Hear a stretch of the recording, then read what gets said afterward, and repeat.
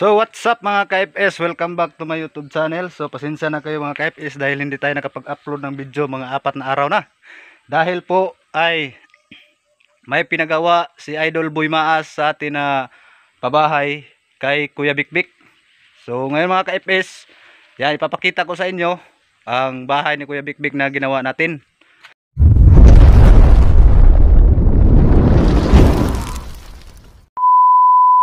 So ito na.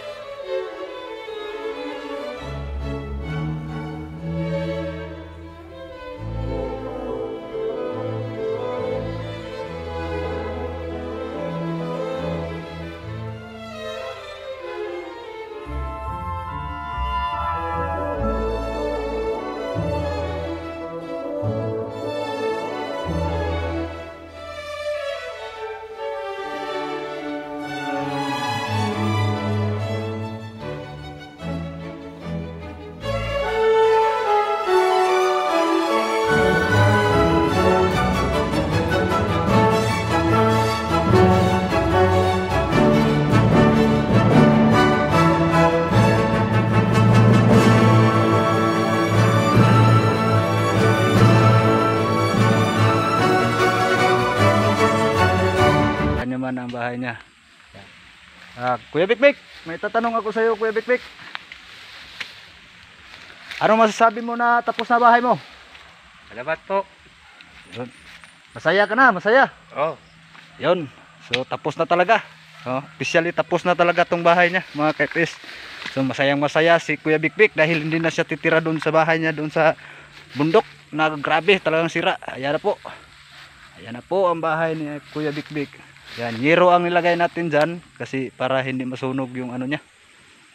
So papasalamat tayo no kay Idol Boy Maas dahil yan napabahayan na si Kuya Bikbik. At sa mga sponsor, yun, salamat tayo sa mga sponsor niya.